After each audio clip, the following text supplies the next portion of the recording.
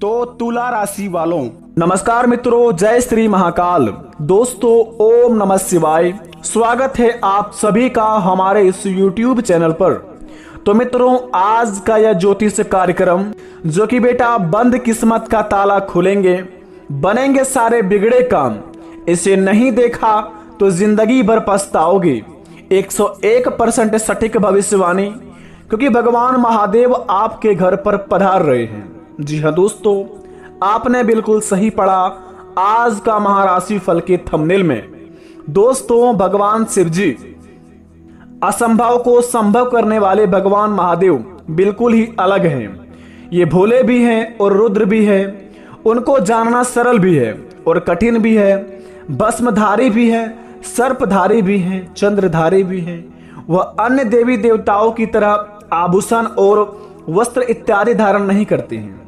शास्त्रों में भोलेनाथ के 5 खास रहस्य के बारे में बताया गया है, जो शायद ही आप उनके बारे में जानते होंगे। जिन्हें दोस्तों, अगर आपके महाराशि पर पड़ जाए ये 5 तत्वों के बारे में, अगर ये 5 चमत्कारी संदेश अगर आपके महाराशि पर पड़ जाए तो समझ जाइए कि आपका भाग्य उदय हो जाएगा, बंद किस्मत का ताला खुल जाएंगे, सारे बिगड़े से बिगड़े काम बन जाएंगे। क्योंकि दोस्तों, असंभव को संभव करने वाले भगवान महादेव ही हैं। काल को भी हरने वाले भोलेनाथ ही हैं। दुनिया में सभी की मनोकामना को पूरा करने वाले भगवान महादेव ही हैं। इसलिए उन्हें सभी लोग हर हर महादेव कहते हैं। सभी को दुखों को सर्वनाश करते हैं भगवान भोलेनाथ जी, और जिंदगी में नई जिंदगी का शुरुआत भी कराते हैं। तो मित्रों, भगवान महादेव जी के 5 रहस्य के बारे में जानेंगे आज के महाराशि फल के द्वारा, जिन्हें जानकर दोस्तों आपके पैरों तले जमीन खिसकने वाले हैं, और शायद ही इन्हें आप जानते होंगे। और अगर आपके जिंदगी में यह 5 रहस्य के बारे में पता आपको लग जाता है तो आपके जिंदगी में सारे बिगड़े तो काम बन ही जाएंगे, लेकिन भगवान महादेव की कृपा से बड़े बड़े चमत्कार होना भी शुरू हो जाएंगे। पौराणिक कथाओं के मान्यताओं के अनुसार भस्म लगाने का रहस्य बड़े ही खास है। इस बात को जरा ध्यान देंगे आप। भगवान शिव इस दुनिया के सारे आकर्षण से मुक्त हैं। उनके लिए यह दुनिया मोह माया सब कुछ एक राख से ज्यादा कुछ नहीं है। सब कुछ एक दिन भस्मभीत होकर समाप्त हो जाएगा। भस्म इसी बात का प्रतीक है। शिवजी का भस्म से भी अभिषेक होता है, जिससे विराग और ज्ञान की प्राप्ति होती है। घर में धूप बत्ती की राख से शिवजी का अभिषेक कर सकते हैं। महिलाओं को भस्म से अभिषेक नहीं करना चाहिए, इस बात को भी ध्यान रखें। जी हाँ दोस्तों, आपको इस बात का अवश्य ज्ञान होनी चाहिए कि आपके घर में जो अगरबत्ती जलते हैं सुबह या शाम के समय में, घर के मंदिरों में महिलाओं या फिर कोई भी आप पूजा पाठ में अगरबत्ती जो व्यक्ति जलाते हैं, उसके भस्म से भगवान शिव जी का जलाभिषेक भी हो सकते हैं। और इस बात का दोस्तों यह साबित करता है कि अगर आप अगरबत्ती के भस्म से अगर भगवान जी का अभिषेक करेंगे तो आपके जीवन काल में पड़ने वाले काल भैरव नष्ट हो जाएंगे। आपके जिंदगी में राहु और केतु जैसे कोई भी बीमारियां हो, राहु और केतु जैसे कोई भी आपके कुंडली में प्रभाव हो, ग्रह हो, सारे आपके जीवन काल से मुक्त हो जाएंगे और आपको सारी चीजों में मुक्ति मिल जाएंगे। इसे मुक्ति मिलने के बाद में दोस्तों आपके जिंदगी में कुछ इस प्रकार का नई कहानी का शुरुआत होंगे, जिन्हें देखकर आप भी कहेंगे कि धन्य हो प्रभु, आपकी महिमा तो बड़ी निराली है। इतनी बड़ी खुशखबरी दे दी कि हमने अपने जीवन में कभी सोचा नहीं था। तो इस बात को आप अवश्य अपने मन में रख लें। किसी भी कार्य क्षेत्र में जाने से पहले आप घर में जले हुए अगरबत्ती का भस्म लगाकर जाए। आपका दुश्मन आपका बाल भी बाका नहीं कर पाएंगे और आपके सारे बिगड़े से बिगड़े काम बन जाएंगे। और दोस्तों, इस बात का आप अवश्य ध्यान रखें कि घर की महिलाओं को भस्म से अभिषेक नहीं करना चाहिए। इसे करने पर अशुभ माना जाता है। केवल मनुष्य ही, यानी कि दोस्तों मानव जाति में केवल यह घर के पुरुष ही करे, बल्कि ना ही महिला। दूसरे नंबर की बात करें, तांडव नृत्य का रहस्य। शिवजी का तांडव नृत्य प्रसिद्ध है। शिवजी के तांडव के 2 रूप स्वरूप है। पहला उनके क्रोध का परिचय है और फल प्यारी रौद्र तांडव और दूसरा आनंद प्रदान करने वाला आनंद तांडव।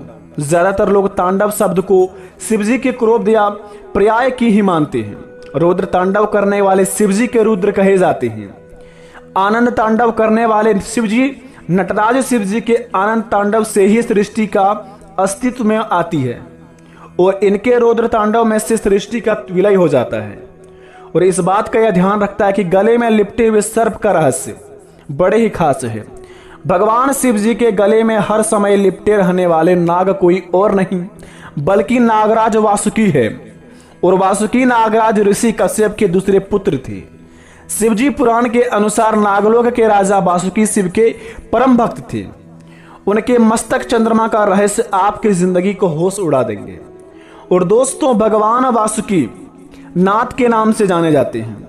भगवान महादेव जी के गले में जो सर्प है वो वासुकी के नाम से पहले जाने जाते थे, लेकिन अब जो उनकी पूजा आराधना होती है वासुकी नाथ के नाम से पूजा आराधना शुरुआत होती है। तो इस बात को आपके जीवन काल में यह पुराने कथाओं के अनुसार बतलाता है कि आप अगर कभी भी भगवान महादेव यानी कि बैद्यनाथ जी के ज्योतिर्लिंग के दर्शन करने आते हैं तो आप भगवान वासुकी नाथ के मंदिर भी अवश्य जाएं, क्योंकि दोस्तों आपको इतना ही फल मिलेगा जितना आप भगवान बैद्यनाथ धाम आकर अपने जीवन पर जल चढ़वाते हैं, अपने जिंदगी में जल अर्पित करते हैं भगवान बैद्यनाथ धाम के मंदिर में आकर। अगर आप भगवान बैद्यनाथ धाम के बाद अगर आप वासुकीनाथ धाम नहीं जाते हैं तो आपकी जिंदगी में कोई भी काम पुण्य नहीं होती है। तो इस बात को भी आप अवश्य ध्यान रखें। भगवान महादेव जी के अधीन वासुकीनाथ भी अवश्य जाएं। ऐसे जाने पर आपके जीवन के सारे कष्ट हर जाते हैं। भगवान महादेव आपको यहाँ सर जो आदेश देते हैं वो भगवान वासुकीनाथ आपके कर्मों का फल गिनती करके आपको उनके अनुसार आशीर्वाद देते हैं। तीसरे नंबर की बात, मस्तक पर चंद्रमा का रहस्य। एक बार महाराजा दक्ष ने चंद्रमा को क्षय रोग से ग्रसित होने का श्राप दिया। इससे बचने के लिए चंद्रमा ने भगवान शिव जी की पूजा की। भोलेनाथ चंद्रमा के भक्ति प्रभाव से प्रसन्न हुए और उनके प्राणों की रक्षा के साथ ही चंद्रमा को अपने सिर पर धारण किया। लेकिन आज भी चंद्रमा के घटने बढ़ने का कारण महाराजा दक्ष की शाप ही माना जाता है। तो अगर आप किसी भी कार्य को करते हैं तो सबसे पहले आप शुभ समय को देखकर उगते हुए सूरज की पूजा करें। सबसे पहले अगर आप जिंदगी में कोई भी सफल काम की शुरुआत करना चाहते हैं तो सबसे पहले उगते सूरज की पूजा आराधना करके ही शुरुआत करें। ऐसा माना जाता है कि उगते सूरज की पूजा शुरुआत करने पर हमारे सारे बिगड़े से बिगड़े काम बन जाते हैं और हमारे जिंदगी में जो भी समस्या होती है भगवान महादेव की आंख वह हर लेते हैं। और दोस्तों, आखिरी बात जरा ध्यान से देखें, 5वीं नंबर की बात बड़े ही खास बात है।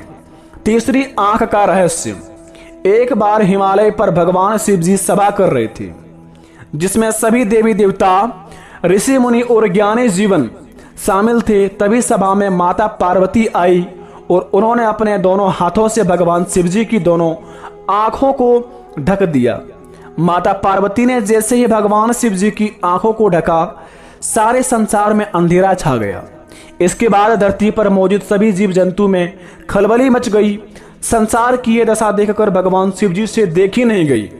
उन्होंने अपने माथा पर एक ज्योतिज पुंज प्रकट किया जो भगवान शिव जी की तीसरी आंख से जाने जाती है।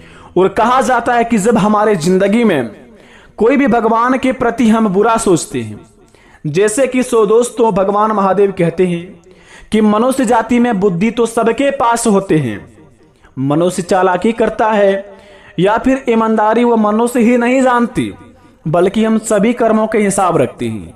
इसलिए भगवान को दोस्तों देवों के देव महादेव के नाम से जाने जाते हैं। तो अपने जीवन में आप जो भी कर्म करते हैं वो भले ही आप छल कपट से करके आगे बढ़ जाते हैं और आपके विरोधी को पता नहीं चलता है, या फिर आप किसी के पेट में लात मारकर आगे निकल जाते हैं, भले सामने वाले इंसान को पता नहीं चलता है लेकिन कर्म में आपका लिखा जाता है।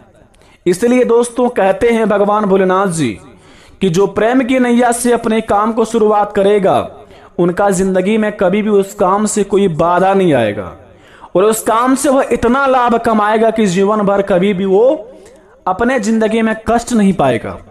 तो शुरुआत कीजिए अपने कामों को, और अपने जीवन में कभी भी दोस्तों दूसरों को तकलीफ मत दीजिए।